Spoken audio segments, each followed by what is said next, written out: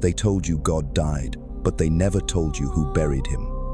I watched it happen, not in heaven, but inside you. The funeral was silent. The grave dug in your own obedience. You killed your own divinity, and then knelt before your corpse and called it humility. You called it virtue. You called it progress. You called it peace. But I call it decay. The century has made you polite corpses walking sermons of comfort, chanting equality like a lullaby to your fear. You have mistaken safety for salvation. You no longer want to be free. You only want to be protected from the cost of freedom. And so you have traded your soul for security, your voice for applause, your will for belonging. I tell you, your gods did not die. You smothered them beneath your convenience. You buried fire under pillows of compassion. You made the crucifix out of your own spine and called it mercy. You speak of love, yet you cannot look another in the eye without permission. You speak of justice, yet you tremble before your own shadow. You have become worshippers of mirrors, not because you love yourself, but because you have forgotten what else to believe in. I saw you pray to algorithms. I saw you confess your desires to machines and call it progress. I saw you upload your loneliness into clouds and worship your reflection in the glass. And I said, behold, a generation that fears silence more than death. Your schools teach obedience. Your churches sell forgiveness. Your governments breed dependence. And your art kneels before applause. Everything that once burned has been sedated. Everything that once demanded courage now asks for consent. You are not alive. You are maintained. The world has turned the mind into a petri dish of opinions, a theater of borrowed voices. You no longer think, you scroll. You no longer speak, you echo. You no longer rebel, you trend. And you call this freedom. I tell you, the true chains are invisible. They are woven of comfort, of conformity, of fear of being disliked. You think the old tyrants are gone, kings, priests, masters, but they have simply moved inside your skull. You are ruled by the need to belong. You are governed by the terror of standing alone. I saw men praying for meaning, and when meaning did not come, they prayed for distraction instead. I saw women yearning to be divine, and when divinity felt too lonely, they chose attention instead. And so humanity has become a marketplace of the mediocre, everyone selling their image, everyone buying validation, everyone terrified to be unseen. You have turned humility into submission. You have turned empathy into surveillance. You have turned morality into performance. I walk among you like a ghost that remembers what fire feels like. I whisper to your exhaustion, you were not born to obey. You were born to create. But you have mistaken creation for imitation, imagination for identity. You decorate your cages with opinions, and then wonder why the air feels heavy. You perform individuality while begging for approval. You fear rejection more than you fear extinction. You have forgotten the sacred terror of being alone with truth, and so your souls rot in well-lit rooms, smiling, medicated, endlessly entertained. You call it civilization, but I call it anesthesia. You will never awaken until you risk madness. For madness is not sickness. It is the trembling door between the known and the possible. You fear it because it smells like freedom. You call it chaos because it breaks your mirrors.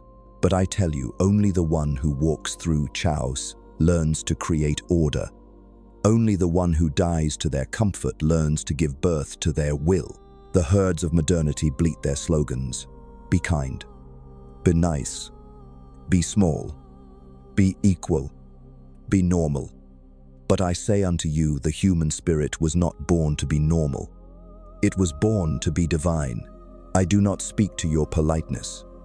I speak to the creature that dreams. When you sleep, the ancient god still breathing under your shame. I speak to the one who remembers thunder. Yes, you, who read these words with unease. You feel it already, the crack in your civility, the pulse beneath your conformity. That is the beginning. You have called your fear morality. You have called your silence peace. You have called your chains love. But I say, until you learn to betray everything that makes you acceptable, you will never meet your soul. The world has enough saints of submission. It needs sinners of truth. It needs rebels of conscience, creators of new commandments. Do you know why you are unhappy? Because your soul is starving for its own authority. Because you keep asking others for permission to be real. Because you bow to ideas that you secretly despise. You pray to gods you do not love. You serve masters you do not respect. You repeat values that make you sick, and then you wonder why your eyes are heavy. Listen, the sickness of the age is not violence, it is softness. Not hatred, but indifference. Not ignorance, but cowardice, disguised as compassion. The new religion is comfort, and its church is the crowd. I have seen your temples, the workplace that worships efficiency, the screen that promises attention, the ideology that sells salvation without sacrifice. All of it idols made of convenience. You have built cathedrals of approval, but your soul stands outside. Naked and forgotten, you have mistaken popularity for worth. You have mistaken visibility for being. You have mistaken applause for love. You are terrified to be misunderstood, but do you not see? The one who is never misunderstood has never spoken truth. You ask, what must I do to be free? And I answer, you must first become dangerous. Not violent, not cruel. Dangerous because you no longer obey the hypnotism of comfort. Dangerous because your silence cannot be bought. Dangerous because you have built a mind that cannot be manipulated. The first act of creation is destruction. The first act of freedom is disobedience. You must learn to burn what you worship. You must learn to doubt what you defend. You must learn to speak words that tremble even your own tongue. You will lose friends. You will lose comfort. You will lose belonging. But in their place you will find your spine, for the world does not fear monsters or angels. It fears those who can no longer be controlled by approval. I have seen men call themselves free because they changed masters. I have seen prophets chained by their followers. I have seen thinkers enslaved by their own fame. This is not liberty, it is vanity. To build a mind so strong, it terrifies people. You must be willing to terrify yourself. You must face every cowardice you ever disguised as goodness. You must strip your mind of borrowed truths until only your naked will remains. That is the birth of fire. I do not offer you happiness. I offer you burden, the holy burden of becoming what you are. The herd wants peace, but peace is for the dead. The living are meant to struggle, to wrestle with the infinite, to carve meaning from the void with their own hands. Do not seek peace. Seek intensity. Seek the kind of stillness that vibrates with power. Seek the storm that reveals your name. The overman is not a man, it is a moment. It is the instant when the soul stops waiting for permission and begins to create law, when you no longer say, "What should I do?" but rather, "What will I become?" When you no longer ask, "Who am I?" but declare, "I am." When you no longer pray for answers, but become the question itself.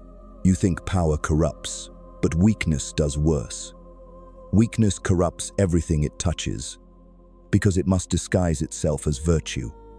It must moralize its envy, sanctify its fear. The weak do not want to rise, they want to drag the strong down into the safety of their shame.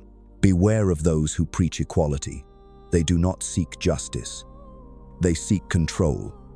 They fear excellence because it exposes their mediocrity. They hate greatness because it reminds them of their surrender. But I say, let there be inequality of spirit.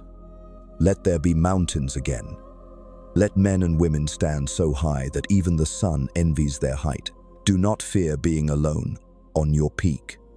From there, you will see eternity more clearly than from any crowd. The path to greatness is a crucifixion of comfort. You will be mocked, misunderstood, condemned, and if you are lucky, forgotten. For only in forgetting does one become eternal. You must descend into the herd to see the sickness and then ascend alone to cure it. Yes, I have walked among them. I have tasted their worship. I have felt their hunger for belonging, a hunger so deep they would rather be wrong together than right alone. They chant we because they fear I. They hide behind compassion to avoid confrontation with truth. And yet I do not hate them. I pity them. They are still sacred clay. But they refuse to be shaped by fire. They cry for salvation. But what they need is destruction. They ask for peace. But what they need is a storm. For it is in the storm that the soul remembers it is not made of dust, but of lightning. They call me mad because I have seen too clearly. But madness, my friend, is only the price of vision in a blind world. The lunatic is merely the one who kept his eyes open too long. You live in cages of reason, worshipping logic as if it were God. But reason is the polite coffin of the soul. It organizes, it classifies, it sterilizes, and in its perfection, it kills wonder. You have forgotten how to tremble. You have forgotten how to bow before the mystery of existence. Not out of fear, but out of awe. Your science dissects the flower and calls it knowledge, but the bloom is gone. Your psychology names your madness, but never heals it. Your religions speak of heaven, yet fear ecstasy. You have become scholars of ashes. I am not here to teach you. I am here to unteach you. I am here to strike the mind like lightning until it remembers that it is divine. You say, but the world must be fair. I say, no, the world must be real. Justice without truth is sentimentality. Love without power is slavery. Morality without courage is hypocrisy. You want a gentle universe because you are tired, not because you are wise. You confuse mercy with surrender. You mistake numbness for peace. You have declawed your instincts and called it evolution. I tell you, the lion still sleeps inside you, dreaming of blood and sunlight. It is time to wake it. Yes, the overman is not a dream. It is the awakening of that lion, the birth of the being who no longer needs permission to exist, the one who creates value instead of inheriting it, the one who looks into the abyss and says, I am the abyss that creates. Do you understand what that means? It means no longer worshipping ideals, but becoming one. It means breaking every mirror that flatters you. It means loving yourself not as you are, but as you must become. You were not meant to be happy. You were meant to be whole. And wholeness requires chaos, shadow, contradiction. The coward seeks harmony. The creator embraces dissonance. The coward seeks belonging. The creator seeks solitude. The coward seeks comfort. The creator seeks fire. You ask, but is not compassion the highest virtue? I answer, compassion for the strong. Yes, compassion for the coward. No, for when you rescue the coward from the pain of growth, you steal his soul. The herd will call you cruel when you refuse to comfort their illusions. Let them, for their love is only the anesthesia of the mediocre. You must be willing to be hated, not because you love hate, but because you love truth more. You must speak what burns, even if your tongue turns to ash. You must walk through the laughter of the crowd as if it were music to your ascent. Yes, the path of freedom is lonely, but loneliness is sacred. It is the womb of the Creator. In the silence of abandonment, you will hear the pulse of your own godhood, and when you hear it, you will laugh, not because you are amused, but because you are free. For laughter is the final prayer of those who have conquered fear. Laughter is the sound of the soul realizing it cannot die. I have been through that fire. I have buried my sanity in the desert and found my eternity in madness. I have danced with serpents of doubt until they became my ornaments. I have kissed the mouth of the abyss and found it was my own reflection. I do not tell you this to boast. I tell you this so you know what waits beyond obedience. When you strip yourself of certainty, when you stand naked before chows, when all gods and morals collapse, what remains is your will. That is the true temple, not the marble churches of men, but the silent cathedral within your chest. There, the new commandments are written not in stone but in flame. You shall love your becoming more than your safety. You shall prefer danger to peace. You shall worship the Creator within you, not the comforter outside you. Yes, you will fall, again and again, but each fall will purify your arrogance and strengthen your soul. Do not curse the abyss, thank it, for it teaches you flight. I tell you, the mind that terrifies the world is not loud. It is calm. Its stillness is not weakness, but power in repose. It does not beg for validation. It radiates inevitability. Such a mind does not argue. It simply is. It does not need to convince, it compels. It does not seek followers, it breeds creators. It does not destroy for pleasure. It destroys to make space for the new. This is why they fear you when you begin to think for yourself. This is why they mock you when you refuse to kneel. This is why they call you arrogant when you begin to rise. For your rising exposes their sleep. And yet, do not hate them. Their mockery is proof that you are awakening. Every saint of truth was first crucified by comfort. Every prophet of freedom was first branded insane. I tell you, wear their hatred like a crown. Their laughter is your anointing. Soon, they will forget your name, but not your fire. And centuries later, some child born of their fatigue will whisper your words in the dark and awaken again. That is immortality, not fame, but contagion of spirit. The overman is the one who plants trees under whose shade he will never sit. He creates not for reward, but because he cannot remain silent. His art is not expression, it is eruption. He knows that creation and destruction are the same dance, the inhale and exhale of the cosmos. He knows that even his death is not the end, but the offering, for the Creator must die daily to comfort, to pride, to memory, so that life may remain pure. Yes, I am telling you to die, but not in body. To die in illusion, to die in approval, to die in everything that is not born of your own will. Then you will see death was never the enemy. It was the sculptor of your immortality. I have seen souls who begged for meaning, as beggars beg for coins. But meaning cannot be given. It must be created. It must be wrestled from the void. Do not wait for destiny to reveal itself.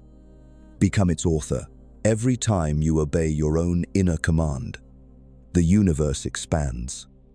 Every time you betray it, the universe contracts. You are not a passenger in creation, you are its pulse. The gods envy you because you can change.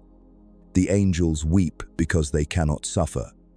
You, human, stand between heaven and abyss, the bridge of fire and blood, and yet you choose numbness. You choose screens over sunsets, noise over silence, belonging over being. You have all the tools of divinity, yet you use them to anesthetize your hunger for transcendence. You were meant to be a storm and you became a schedule. I say unto you, awaken. The time for soft spirituality is over. The time for polite morality is dead. The new age will not be inherited by the meek, but by the fierce of spirit. Let your soul remember what thunder feels like. Let your thoughts burn until they hurt. Let your voice tremble until it becomes command. Yes, you will be exiled from the crowd. But remember, all temples are built on mountains. You must climb, alone, bleeding, laughing, burning. You must climb until the air thins and the noise dies. And when you reach the peak, you will not find God. You will find your reflection, infinite and silent. Then you will know. The one you were praying to was always the one who was speaking. Do you feel it now? The tremor in your mind, the pulse that says, I can no longer pretend. That is not fear. That is resurrection. Your old self is dying. Let the opinions rot. Let the identities burn. Let the borrowed morals dissolve. Do not be afraid of the ashes. They are the proof that you have been touched by fire. Do you hear it now, that trembling beneath your ribs? That secret laughter no prayer can silence. That is the sound of your soul cracking open. Do not resist it. This is the madness that purifies. This is the sacred storm through which every god must walk to be born. They warned you about losing your mind, but I tell you, only those who lose their mind ever find their spirit. For what you call sanity is merely the consensus of the frightened. You have mistaken the cage for the cathedral, the whisper of fear for the voice of reason. Yes, I went mad once. I kissed the sun until it burned my eyes. I danced with shadows until they wore my face. I drowned in meaning until I found myself beyond it. And when I returned, I brought no doctrine, only the laughter of the abyss. You ask, what is truth? And I say, truth is what survives fire. Truth is what remains when every lie of comfort has been burned away. You will not find it in books or scriptures, only in the silence that comes after your world collapses. I have seen men pray for salvation while sharpening the knives of conformity. I have seen women kneel before their fear and call it love. I have seen humanity worship peace because they could no longer bear passion. But the Overman, the new man, worships nothing outside himself. He does not pray for mercy. He creates his own commandments. He becomes his own myth. When you awaken, you will be accused of arrogance. They will say you think you are God. And you must answer, yes, and so are you. But they will not understand, for they still believe divinity is elsewhere, hidden behind walls of worship and guilt. You must become your own cathedral, your own scripture, your own savior. You must learn to forgive yourself for being infinite. Do not seek to be good. Seek to be whole. Goodness is a costume stitched by those who fear their shadow. Wholeness is the naked dance of light and darkness, embracing without shame. Yes, embrace your darkness, for it is the womb of your power. The one who denies his shadow becomes a slave to it, but the one who looks into it and smiles becomes creator. They say the devil tempts. I say the devil liberates, for he is not evil. He is the forgotten voice of courage, the flame that dares to say, I will. Without him, heaven would still be stagnant with obedience. The mind that terrifies people is not the one filled with answers, but the one emptied of illusions. It no longer seeks safety in certainty. It no longer begs to be understood.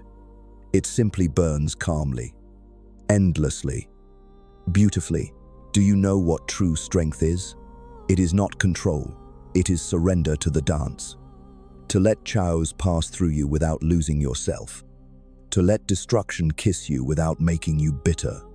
To stand in the storm and say, I am the storm. Then, I have laughed in the face of eternity, not because I am fearless, but because I have made fear my instrument. Fear is only the shadow of desire. Once you stop running, it kneels. You must love your suffering. You must drink it like wine. You must bless the wounds that taught you to see. For pain is not punishment. It is initiation. I saw the most broken souls become the most luminous beings. Because when everything false is stripped away, what remains is indestructible. Yes, the sacred madness is this: to dance while the world burns, to sing while your heart breaks, to bless even the hand that wounds you for it. All belongs to the same divine theater. The overman does not hide from contradiction. He lives in it. He is the union of opposites, the serpent biting its tail, the laughter of light inside darkness. He knows that every creation is destruction in disguise, that every death is a doorway. You keep asking what the meaning of life is, as if it were a treasure buried somewhere outside you. But meaning is not found. It is forged, like a sword in the furnace of your suffering. Life has no meaning until you give it one, and once you do, it will demand that you bleed for it. That is the price of being creator. Do not worship gods who demand obedience. Worship the gods that demand courage. Worship the voice inside you that whispers when all others scream. They will call you blasphemer for listening to that voice. But remember, every prophet began as a blasphemer. Every saint was first condemned as mad. And when you finally taste the madness, when your old self dissolves, when everything you believed falls away, you will see that nothing was ever missing. You were simply asleep in your own eternity. You will laugh. Oh yes, you will laugh, not because the world is absurd, but because it is sacred beyond understanding. You will see that tragedy and joy are lovers, that birth and death are one heartbeat. In that laughter, you will be free. Free from the need to be right. Free from the need to be loved. Free from the need to be anything but alive. And then, at last, you will understand what I meant when I said, God is dead. It was never a death of divinity, but the birth of responsibility. The divine has not vanished. It has moved into you. Every time you create, you resurrect God. Every time you speak truth, you rebuild the universe. Every time you dare to live without apology, you reawaken eternity. Do not fear the madness, for it is the bridge to creation. Do not fear the fire, for it is the baptism of the brave. And when the fire has consumed you, you will emerge not as saint, not as sinner, but as creator.